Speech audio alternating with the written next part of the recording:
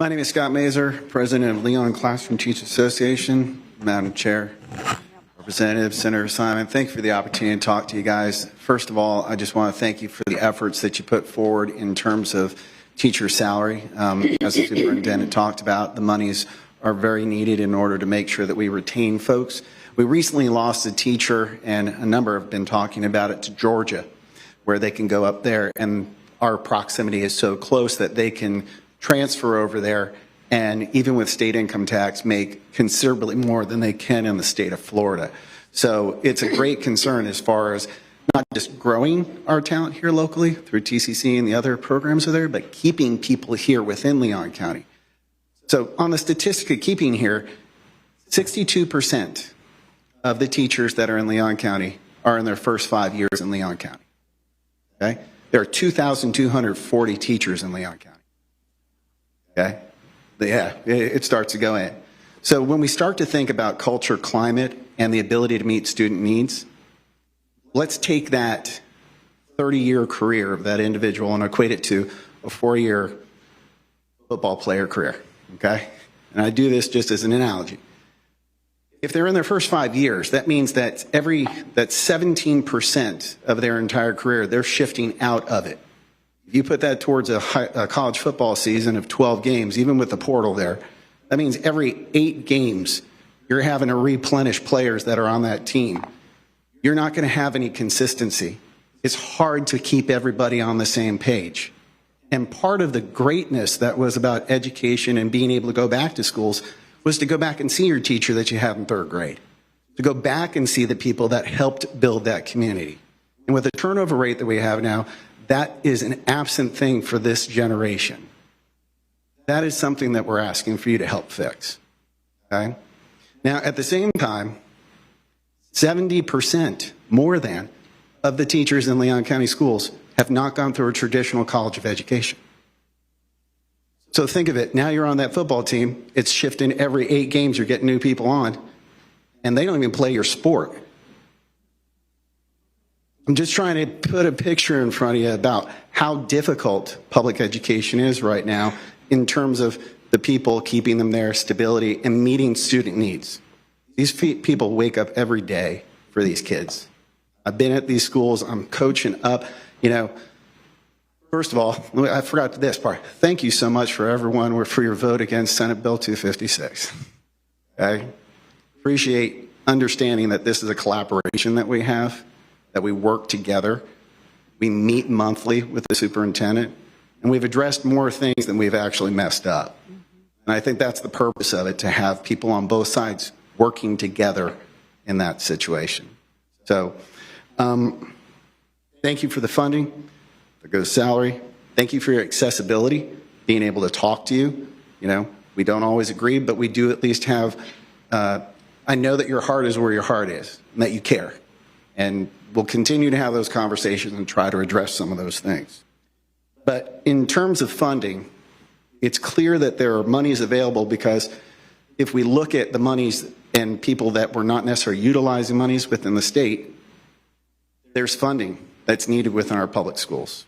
They're ranked at the bottom of all the states. Now, we're efficient as all heck with it, yes, but that doesn't mean it's sustainable.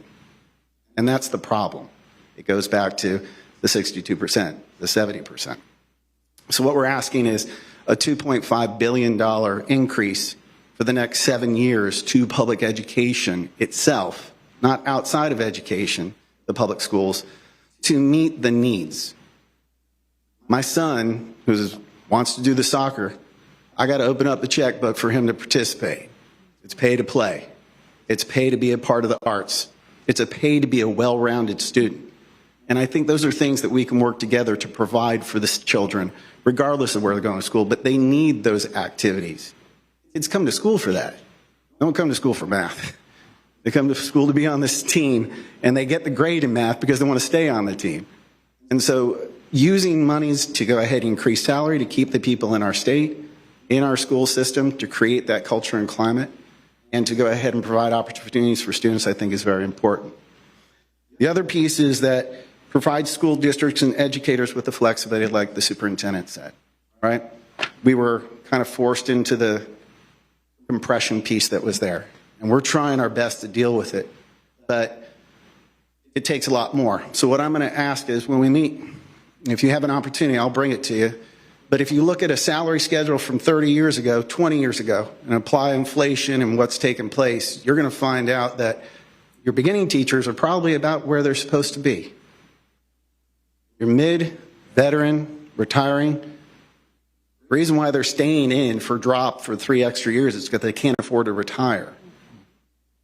So the issue that we're having is very complex. I'm going to just leave you with this last one.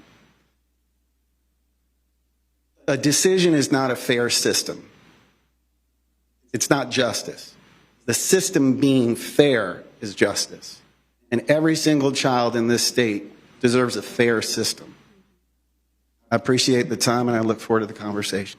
Yep, I have a question too. Thank you so much. And just one quick ballot point about the average. You said 62% of teachers here are within the first 5 years. Is there any data that shows kind of how much time it takes a teacher to teach before they become able to teach at their optimal level? I can get some data for you, but I'll tell you from my personal experience. I told my mother I was going to be the greatest teacher in the world from day one. She snickered. She was a first grade teacher for 20 years. I had to go back probably about 8 years later and go, okay, I messed up a little. I've grown, I've learned, I've matured, I've figured out a couple of things. But there are still people that I worked with that were 35 years in the system, and they would go, that's a first. I've never dealt with that. The landscape changes, and it's dealing with people because it's relationships. You're always going to find something new. But I would say that my area was about 13 years in, where I figured out just how I was going to be in my classroom. I was a good teacher. I wanted to be a great teacher, and it's the PD, it's the time you spend, it's the reflection, all that stuff matters. And if people aren't sticking around for their first 3 to 5 years and they're looking for a different career, they're never getting to the 13 years. And one follow-up, too, with the $2.5 billion, it's every year for 7 years, correct? Correct. Okay, awesome. And maybe we can follow up about some of that data as well, because that's a great argumentative point around the impact that's having on children in school.